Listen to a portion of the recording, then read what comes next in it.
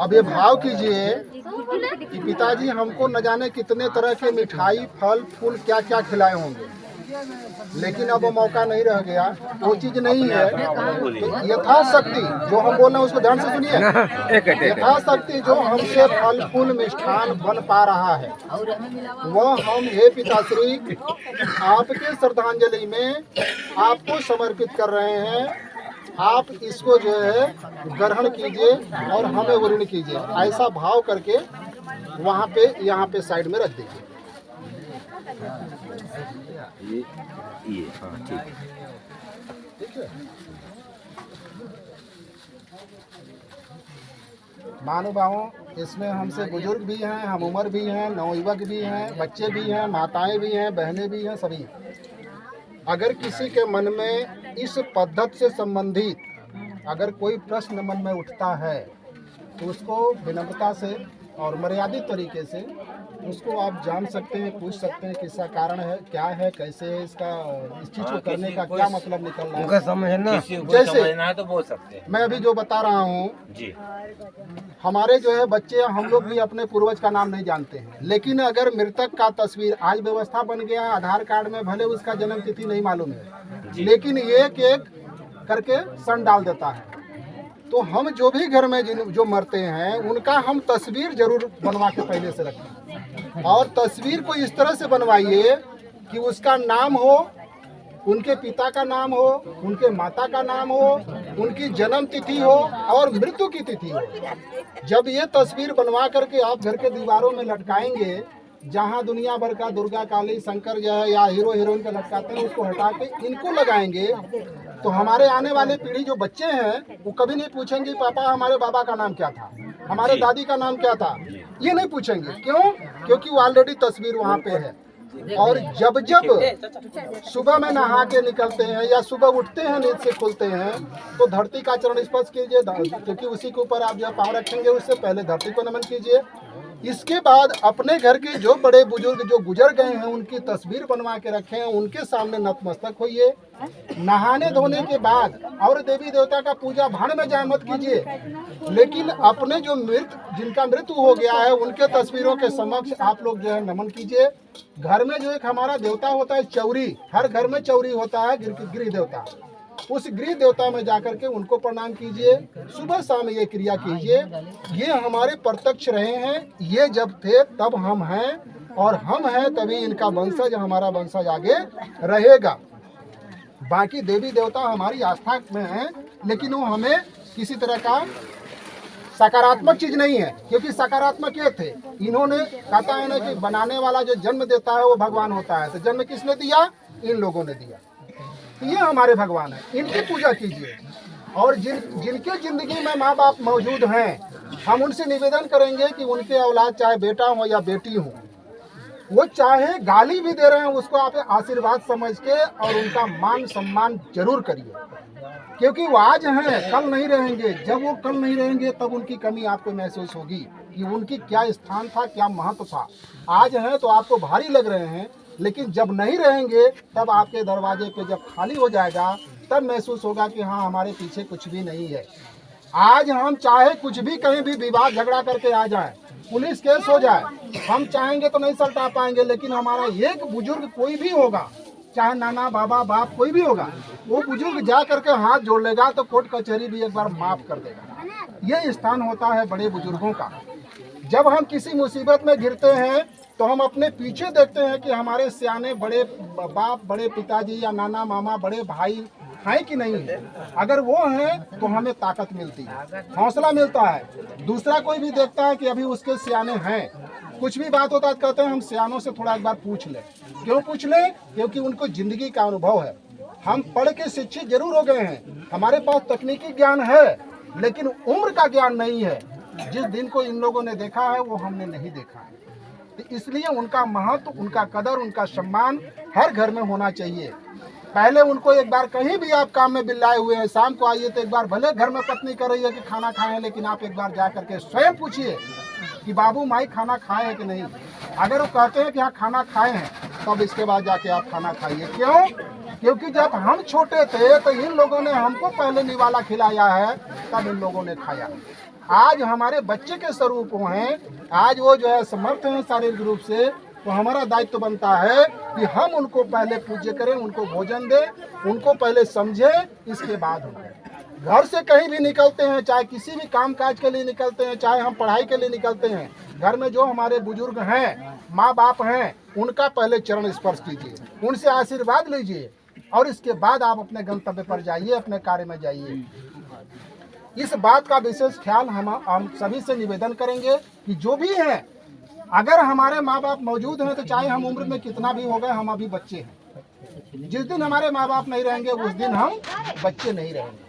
तो ये एक हमारा मानवता है और एक हमारी एक जो संस्कार है, इस संस्कार को अपने औलाद में, अपने बाल बच्चों में जरूर फैलाइए और इस चीज़ का विशेष ध्यान रखिए कि हमारी जो सोच हो वो हमारी आदिवासी की पुरानी पद्धति में हो।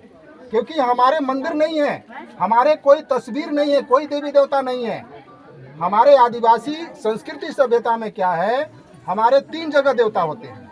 पहला देवता हमारे घर के अंदर होता है जो छोटा चौरी होता है, और कोई हमारा लिखित जो है, कोई लिखित पूजा पाठ का पद्धति नहीं है, कोई किताब नहीं है, न कोई मंत्र है न कोई श्लोक है। हम एक भी मंत्र यहाँ नहीं पढ़ रहे हैं, केवल पवित्रीकरण के लिए थोड़ा सा बोलिए, बाकी कोई श्लोक नहीं पढ़ रहे हैं। कोई भी आदमी इसको करा सकता है, देख के सीख के कर सकता है। क्योंकि हमारा पूर्वज न संस्कृत जानता था, न अंग्रेजी जानता था, न गुजराती, न मलयालम, न तो फिर वो उर्दू जानता था। हमारे पूर्वज क्या जानता था, हे पुरखा पुरनिया, जो कुछ भी है ले पावल मना, जो कुछ भी भूल चूक हुआ होगा क्षमा करे। हमारे घर परिवार, बाल बच्चा, चौगा चौटी, खेत जगह, जमीन, अनाज, काम धाम सब जो है सुरक्षित रखे। हमारे पूर्वज ये जानते हैं। हमारे पूर्वज जो है वो कथा भागवत नहीं जानते हैं, क्योंकि हमारे पूर्वज तो जानते ही नहीं थे। और केला कट चाकू नहीं है। दूसरी चीज क्या है, काट दो। हाँ ठीक है, हाँ, थोड़ा शांति बनाए रखिए। मैं बात बोल रहा हूँ। हाँ, अभी रुक जाइए, इसके बाद हम बताएंगे आपकी बातों को। दूसरा देवता हमारा कहाँ होता है, आंगन में होता है। कुछ लोगों का जो है दुआरी पर भी होता है। तीसरा देवता जो सबसे बड़ा देवता होता है वो कहाँ होता है, गांव का चौरा में, डीह में, जो पूरे गांव का देवता होता है। तो हमारे देवता 3 होते हैं, 3 जगह, बाकी हमारा कोई मंदिर नहीं है। हमारा जो है कहीं भी आप देखेंगे डीह का मंदिर नहीं होता है, उसका जो है चौरा रहता है, छाया हुआ छप्पर रहता है, लेकिन मंदिर आज तक कहीं नहीं मिला है। आदिवासी के किसी भी देवी देवता का पूजा कोई ब्राह्मण नहीं करता है। कौन करता है, आदिवासी करता है। कहीं भी गांव में पता लगा लीजिएगा, गांव का पुजारी जो होगा वो बैगा बरुआ का काम करता है, वो कोई न कोई आदिवासी होगा या ठीक है। ये हमारे देवी देवता है। तो हम अपनी पुरानी पद्धति में जरूर लौटें, क्योंकि हमारी ये पद्धति है। हम दूसरे की पद्धति को अनुकरण करते हैं, अनुसरण करते हैं, उसका नकल करते हैं, जो कि हम भटक गए हैं और हमको भटकाया गया है। इसमें किसी भी तरह का कोई भी पूजा पाठ करा सकता है, कोई जरूरी कि नहीं कि मैं ही आऊँ, और कोई इसका लगान नहीं है। 1 रुपए का भी चार्ज नहीं है, चाहे वो मरनी हरनी कराए, छठी ब्याह कराए, शादी ब्याह कराए, कुछ भी करे, 1 रुपए का नहीं है। हम वैदिक तरीकों को इसलिए जो है छोड़ रहे हैं क्योंकि हम अपनी आदिवासियत जो हमारी मूल विचारधारा रही है, हम उसको जिंदा रखना चाहते हैं, क्योंकि हम उसी के औलाद हैं, हम उसी के औलाद हैं। इसलिए हमको अपने प्राचीन जो आदिकाल से जो हमारी व्यवस्था थी उसको हमको अपने अंदर धारण करना चाहिए। बाकी आपकी आस्था क्या है वो हम नहीं जानते, आपकी आस्था अपना व्यक्तिगत है, पर ये हमारा जो है खुशी गम में ये चीज होना चाहिए। इस तरह की विधि व्यवस्था होना चाहिए। जैसे अभी यहाँ पे हल्दी लगाया गया, हल्दी लगाने का तात्पर्य यह हुआ, हल्दी सदैव जो है जिंदे से लेकर मरने तक की हल्दी की व्यवस्था होती है, और इस हल्दी का आज क्या लोग नहीं पालन कर रहे हैं, लेकिन जो बुजुर्ग हमारे होंगे वो जानते हैं अच्छी तरह से कि पहले केवल सफेद कपड़ा चलता था। सफेद कपड़े को शरीर में धारण करने से पहले हमारे बुजुर्ग क्या करते थे, हल्दी लगाते थे। उसमें हल्दी लगाने के बाद ही देह में धारण करते थे। हल्दी जब तक नहीं लगता था वो कपड़ा शुद्ध नहीं माना जाता था। तो हल्दी का प्रयोग हर जगह हमारा हुआ है, भोजन से लेकर के मरनी से हरनी से, चाहे उसकी शादी ब्याह हो, हर जगह होता है। हल्दी हमारे शरीर के लिए औषधि गुण रखता है, इसलिए शरीर में खाना लगाना दोनों चीज हमें जो है तो लाभदायक होता है, तो इसलिए हल्दी का प्रयोग करते हैं। बाकी शहद ऐसी चीज होती है जिसके अंदर बहुत सारे तत्व होते हैं, बहुत सारे गुण होते हैं। शहद खाने वाला व्यक्ति जो है निरोगी रहता है, कई तरह के जो है बीमारियों से मुक्ति मिलती है, इसलिए शहद का प्रयोग हमारे अपने जीवन में करना चाहिए। महुआ का उपयोग चाहे जिस रूप में करते हैं, आज भी हमारा समाज करते आया है और कर रहा है, आगे भी करेगा, क्योंकि महुआ हम आदिवासियों का मुख्य जो है आहार रहा है। तो इसलिए महुए का पूजा हमें जरूरी है। सामा कोदो मेजरी जो है तो धान उड़द जो भी है, जौ जो भी है, वो हमारी आदि अनाज रहा है। इसलिए उस अनाज का हम पूजा करते हैं कि इसकी निरंतर वृद्धि होती रहे, कहीं इसकी क्षति ना हो, कहीं कमी ना हो, इसलिए हम अनाजों का पूजा कर लेते हैं। दक्षिण मुख, कभी भी भोजन करिए दक्षिण मुख होकर के भोजन बैठिए, कोई भी पूजा करिए दक्षिण मुख होकर करिए। क्यों करिए, इसका कारण है, दक्षिण मुख हमारे लिए हमारा शुभ है। अशुभ क्यों है? लेकिन थोड़ा सा हम यहाँ बेचक, लेकिन लोग कहते हैं कि दक्षिण मुख भोजन करना अशुभ मानते हैं। मैं बता रहा हूँ, इसका कारण क्या है? मैं भ्रम दूर कर रहा हूँ। मैं उन चीजों का प्रयास करूंगा कि मैं बता करके उन चीजों से दूर करवा भाई कभी भी पानी, सुना कभी भी पानी जो है, चाहे हम शौच के लिए लें, लैट्रिन के लिए, चाहे नहाने के लिए, पीने के लिए, कुछ भी करने के लिए हम पानी लेते हैं तो कहाँ रखते हैं? आगे रखते हैं या अपने अगल बगल रखते हैं, पीछे कभी नहीं रखते। पीछे कभी रखते हैं पानी? पीछे रखने के लिए कोई है नहीं है। लैट्रिन में जाते हैं हम तो लोटिया डिब्बा लेते हैं तो सामने रखते हैं। दूसरी चीज, वो फिर देवी खुद बताया। दूसरी चीज क्या है, देखिए ये दक्षिण दिशा की ओर हमारा जो ये हमारी पृथ्वी है, इस पृथ्वी का जो है 3 भाग जल से घिरा है, और वो जल जो है हम जहाँ हैं यहाँ से दक्षिण दिशा की ओर सबसे ज्यादा है। इसलिए नदी के भी, कभी नदी के किनारे भी आदमी बैठता है तो नदी की तरफ मुंह करता है, नदी की तरफ पीठ नहीं करता, नदी की तरफ मुंह करके बैठता है। तो पानी सदैव हमारा पूज्य रहा है और उसी से हम जिंदा रहते हैं, इसलिए पानी का हमें सदैव ध्यान रखना चाहिए, उसका सम्मान करना चाहिए।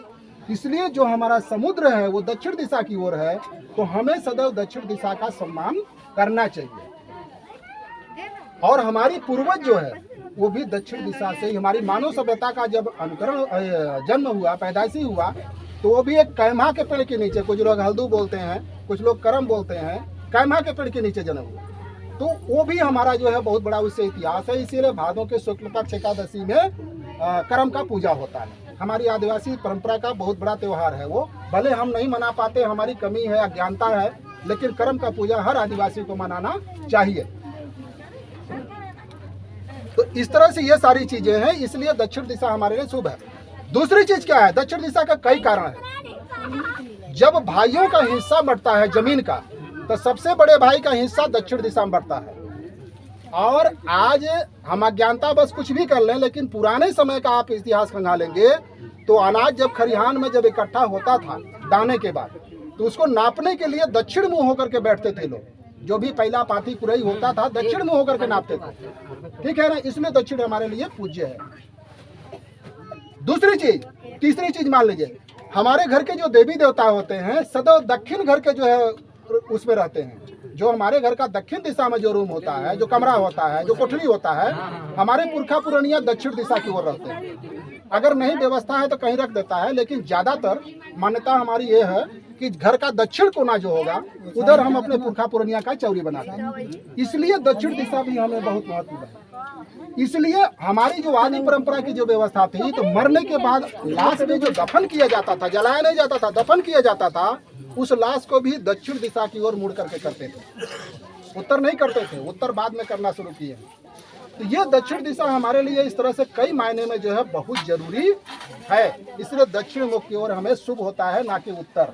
इसलिए दक्षिण मुख हमारे लिए, एक ही काम में डरते हैं वैदिक लोग एक ही काम में डरते हैं, मरनी में। इसलिए वो दक्षिण मुखा के बोलते हैं, दक्षिण मुख करके जो है तो चूल्हा खाना बनाइए। मैं अपनी बात बता रहा हूँ, मैं बड़प्पन की बात नहीं करता। मेरे यहाँ दक्षिण मुख जो है चूल्हा रहेगा, दक्षिण मुख भोजन बनेगा, दक्षिण मुख बैठ के भोजन करते हैं। एक कल्लू आज भी जिंदा है, 60 साल होने वाला है, हमारा औलाद एक ही है, फिर भी हमको चिंता नहीं है। किसी को डर होता है कि आगे कुछ हो जाएगा, कोई कुछ नहीं होने वाला है। हमारा औलाद एक ही है, सामने खड़ा है, हमें कोई डर नहीं है। कोई भी देवी देवता का हमें डर नहीं है। डर अगर हमें तो है तो अपने पुरखा पुरानिया से, हमारे अपने घर के देवी देवताओं से है, अपने गांव के जो है डीह डिहवार से डर है। बाकी से हमको डर नहीं है। ना हमें डर किसी दुर्गा काली शंकर से है, न किसी और से डर। बाबू चुना नहीं। तो ये हमारी जो है संस्कृति है, और इस संस्कृति को जिंदा रखने के लिए हमें हर संभव प्रयास करना चाहिए जब अगला अपने विधि को लेके जिंदा रख रहा है तो हम अपने विधि को क्यों नहीं जिंदा रखेंगे? हमारी आने वाली पीढ़ी क्या पाएगा? कुछ नहीं पाएगा। वो भूल जाएगा कि कहाँ बुढ़िया देव, कहाँ बुढ़वा देव, कहाँ दुल्हा देव, कहाँ दुल्ही देव, कहाँ कपटी भवानी, छपटी भवानी, कहाँ क्या था कुछ पता ही नहीं है।